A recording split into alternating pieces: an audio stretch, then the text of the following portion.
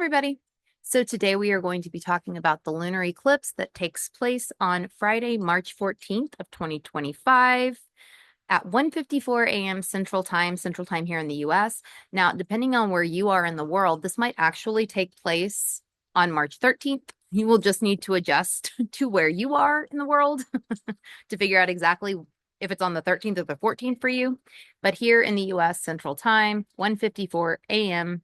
on Friday, March 14th, 2025, lunar eclipse in Virgo. And this is when the transiting sun at 23 degrees Pisces is opposing the transiting moon at 23 degrees Virgo. And March 2025 has been on my radar for a while. It's been on astrologers everywhere, all of our radars for a while. And even people that are just kind of, interested in this, they've probably heard about March 2025. It's a big month. I mean, there's eclipse season twice a year. So that in and of itself is not a huge, like, woo, surprise Pikachu face, It, it happens twice a year. But this time, this particular eclipse season or this particular month, well, eclipse season, both eclipses take place this month. There will be a solar eclipse on March 29th of 2025. Looking down at my notes, I will be doing that throughout this video. Make sure I touch on everything. But there will also be a solar eclipse on March 29th of 2025. Mercury will turn retrograde in the early morning of March 15th, 2025. So the day after this lunar eclipse, Mercury will turn retrograde, meaning it's right now as I'm filming this when the eclipse takes place. It's in the shadow period, the pre-shadow period. So we got that going on. Venus is retrograde right now, also doing the backstroke. And then the big one, Neptune will move into Aries. Neptune has not been in Aries in 164 years. This takes place on March 30th of 2025. So this little motherfucker moves into Aries the day after the solar eclipse. So March 2025 is just, it's very active. There's a lot going on. So y'all might be seeing more videos this month. I've tried to do like a video a week, whether that's by myself or me recording with somebody. This month, I have a feeling I will be doing more videos just because there's so much going on. April might be a quieter month because there's a lot going on, but not necessarily, well, there's a lot going on in my life in April. So April might be a quieter month in terms of videos, but so there might be like, you might see like a barrage of them in March. I'm not sure. I've also done a lot of writing. I posted one new blog post about Neptune and Aries, something that I've been screeching about for a while, or I feel like I've been screeching about it. Same thing with Uranus and Gemini. I feel like I've been screeching about that for a while too. It's interesting. I've gotten a lot of comments. People still watch the video that I did about Uranus and Gemini from 2021, and they're leaving comments and they're like, yeah, we're seeing these things unfold. I rewatched it and I'm like, holy hell, we really are. If that video is not a testament for solar arcs, I don't know what is. Seriously, like it's very, with the US and stuff, I'm like, damn. Anyway, I'll get off. I could talk about that and Neptune entering Aries, and that's not what this video is really about. So, but before I get started, I did want to mention real quick, and I'll have this timestamp so you can go through this, fast forward through this if you want to. But if you are interested in the star cards, they are a wonderful tool for learning this astro language, the language of astrology. Come with the cards, an ebook to actually learn it. There are exercises, all kinds of stuff in there to learn. If you're interested in this, I will put the link below where you can find them, either purchase them or check them out further or whatever. And also because March 2025 is so crazy astrologically, and because in the past I have run specials on my Zoom readings or recorded readings during eclipse season. Same thing follows suit this month. I'm not sure exactly when I'm going to post this video, but when this video is posted, my readings will have gone on sale, and they will be on sale through March 31st, through the end of the month. for eclipse season, for Neptune entering Aries, for Mercury retrograde, for Venus retrograde, for all this fucking shit. So if you'd like me to read transits for you or just read your natal chart, maybe you've always been curious, but have never had it done before, you want me to do that, I can do that. Want me to look at whatever you want me to look at, any kind of reading, as long as it's over Zoom or recorded and emailed to you or whatever. They are on sale. 30 minutes is I can't speak. 30 minutes is $50. An hour is $100. They're normally more than that. So I will put the link below where you can get a hold of that as well. One more thing. I've had a couple people email me about when and if I'm planning on doing the fundamentals of chart weaving this year. I am. I do not have any firm dates yet, but I'm thinking this would probably start in mid to late April of 2025. So if anybody's interested in that, wants to know more about it, when I have all the details fleshed out for it, you can certainly shoot me an email, ellie@saturnseason.com or saturnseason@gmail.com, and I'll get back to you with more information when I know more. But looking at about starting in mid to late April, probably 16 to 18 weeks. We'll cover everything just like in years past, all the planet signs, houses, aspects, all kinds of other stuff. So if you are interested in knowing more about that, shoot me an email. Okay. Now, now that I got all that out of the way. Okay. Let's talk about the lunar eclipse in Virgo. Okay, so lunar eclipses are full moons. And they are times of illumination. Full moons illuminate. Same thing can be said about eclipses, about lunar eclipses. Solar eclipses are new moons. Lunar eclipses are full moons. Lunar eclipses there does tend to be illumination going on. Now, in saying that, we are talking about the moon in Virgo. So when I think about this, I'm looking at my notes, revealing things that are real. Virgo energy is very focused on what is real and in the real world. Do we realize this though? With all the stuff going on in Pisces, and let me share the screen so you can see what I'm talking about. I'm not going to share it all throughout this video, but I will share it here for a second. Okay, the lunar eclipse. We have the moon at 23 degrees, 56 minutes of Virgo, opposing the sun at 23 degrees, 56 minutes of Pisces. Saturn is up the sun's ass. Neptune is right here on the cusp of moving into Aries. But there's a lot of stuff going on in Pisces, right? And then we've got Venus retrograde in Aries, Mercury in the in the pre-shadow period in Aries, Chiron and Aries, so there's a lot going on down here, but in Pisces. So it does make me wonder if we realize like the things that could be illuminated that are real, that are really, really real. Do we really, do we realize it, or do we put our head in the sand or put our head in the clouds or put our head somewhere else because it's more comfortable there? I don't know. I could see that happening. And it really does depend. For you personally, I'm kind of talking about this in both a collective and an individualized way. Really, what you've got to do is I really am talking about this more collectively, I guess. You will need to apply it to your own individual situation, since I'm not looking at anybody's individual chart here. So you'll need to look at this up against your own natal chart to see what it's doing. Like, what houses is this taking place in for you? What houses is this eclipse taking place in for you? What aspects is this eclipse making to things in your chart, planets in your chart? So, you do want to take your own stuff into consideration, but I do feel like revealing things that are real or trying to illuminate things that are real is definitely something that could happen here. It does feel that way. Now, some other things that could be illuminated under this eclipse. Things like habits, if there are any habits that need to be formed or even habits that need to be broken. This eclipse could illuminate that for people. Health related shit. I'm reading from my notes. Health related shit. Virgo energy is healthful.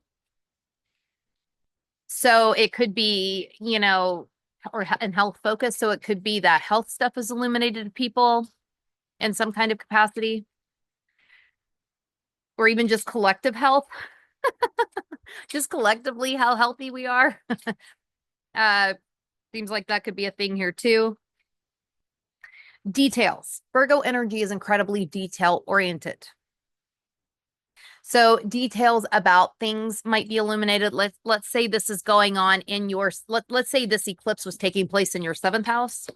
This could be details about a partnership, details about a relationship, or in terms of health, the health of a relationship might be illuminated.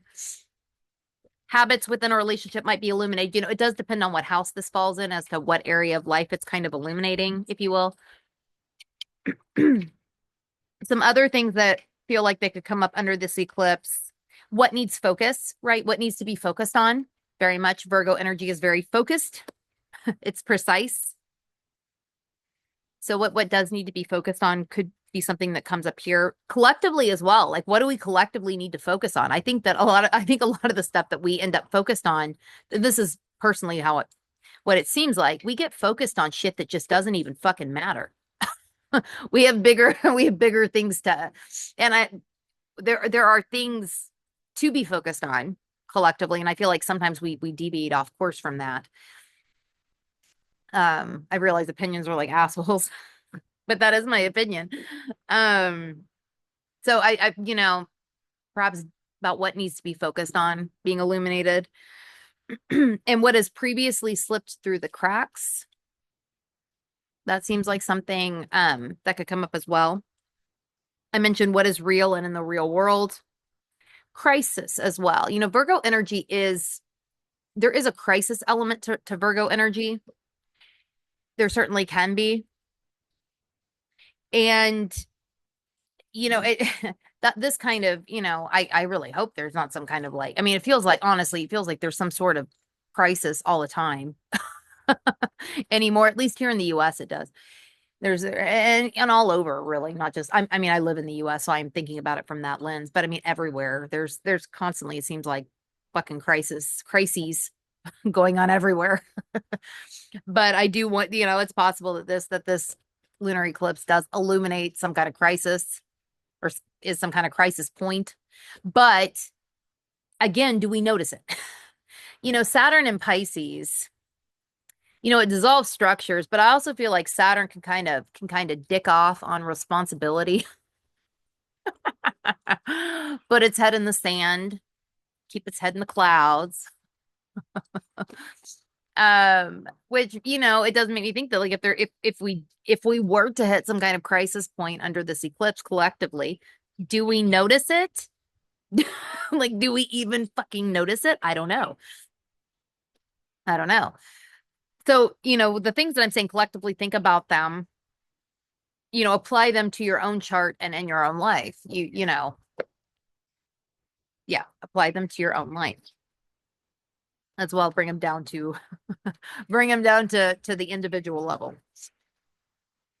I have here my notes. Do we collectively and individually see what we need to see, focus on what we need to focus on, or do we bury our heads in the sand or keep our heads in the clouds? There could be moments of clarity with such, but I'm not sure collectively if we are far enough into this nodal axis yet. Nodal axis yet, to do much or want to see much, or be able to see much. I have what is going on, what is really going on could be illuminated for people individually and collectively. But there is so much noise with Mercury about to turn retrograde and then retrograde during eclipse season and all the shit in Pisces that I'm not sure we take it and run with it. I'm really not. Not only is this month noisy because Mercury has been in the pre-shadow since the beginning of March, and it'll be retrograde, you know, during eclipse season. But there's also all this other planetary stuff going on that it just feels very noisy. It feels very noisy. And Mercury will be in, you know, really when it's in the Pisces portion, when Mercury retrograde moves into Pisces, um, that particular really intuition is going to be a big one then. Intuition is going to be really, really big then. People are going to need to lean into that. We'll talk about that. We can talk about that though at another time. But yeah, we can talk about that another time. Maybe on the other eclipse video. But there is a lot of there is a lot of noise going on this month. And so I would think about, I think everybody should think about, you know, the things that what needs to be focused on. What really needs to be focused on? What details are illuminated? Pay attention to these things. What is real for you during the eclipse? What's real in your life? What habits maybe need to be adjusted or changed or started? All of these kinds of things feel like they will come up. And again, it will depend for you personally what house this eclipse falls in, what houses this falls in, and what it's doing to your chart. What it is doing to your chart. Now, I wanted to share something because I am in the US. I am in the US. For those of you here in the US or that care about US stuff at all. Okay, so this eclipse is going to, the transiting moon is going to conjunct Neptune in Virgo in the US's chart. And Virgo's intercepted, so that Neptune is intercepted. The transiting, and it's falling in the ninth house of the US's chart. And then the transiting sun is in Pisces in the third house of the US's chart. And it's not, let's see. Oh yeah. And it's squaring this Mars, this Mars in Gemini. Okay. So, you know, it's funny. I was talking to Echo. For those of y'all that have watched the videos that I've done with her recently, I was talking, you'll know who I'm talking about when I say this. But I was talking to her. Maybe almost a week ago now, maybe a little under a week ago. And I was like, I wonder. Now, I realize there has been stuff going on with the Supreme Court here in the US. Higher courts is a ninth house thing. Definitely the Supreme Court would fall under the ninth house banner. But I asked her, I was like, do you know of any Supreme Court cases that are going to be heard? Because I know that there are a lot like on the docket essentially. But I was wondering if she had heard of anything that was about to be heard or anything like that. And then, you know, she sent me something about essentially, I haven't actually dived too much into this. I was going to do this later, but Amy Coney Barrett getting, or whatever her name is, the justice getting like eaten alive because she didn't vote alongside the way MAGA wants her to vote or something. I don't know. But some kind of shit going on with that. Because I was telling Echo, I was like, there's something with the Supreme Court here. I feel like there is. I also feel like they need to be watched. Why I'm saying that, I don't quite know. Could it be that they're doing some fuckery? Maybe. Could it be that something is fucky with them and they don't even see it yet? Could be. They need to be watched. They need to be watched during this period of time. And really eclipse season, you know, they need to be watched very closely, I think, by the American people. I'm not sure that we do that. I'm not sure that we do that the way that we should. There's even if we are watching, it's like there's something about it that's fucky. That's not we just need to watch. We need to watch them closely. What's going on with them closely. And they need to watch themselves too, I feel like. Because there's something going on that is not, I don't feel like seen. And I kind of feel like it's not even completely seen by them. I wish I could go. I wish I, and it's not that I can't go into it because I'm afraid to say it. I mean, I don't quite, and it's probably this Neptune here, and it's probably, the shit in Pisces here. That's why it's not totally clear to me, but they need to be watched. I do think they need to be watched. Um, I also wouldn't be surprised if details about like imports and exports um emerge under this eclipse and this eclipse season, more things, in regarding that. Yeah. Interesting times. Interesting times, nonetheless. And that the things kind of not being seen that I'm not being able to see. I mean, also, in the US's chart, I mentioned the square. I'm sure it will probably continue to piss off our allies, is my guess. That's my guess. Um, Especially with, Mars in the seventh house of one-on-one partnerships. um, Squaring this eclipse, my guess is we continue to piss off our allies in some way.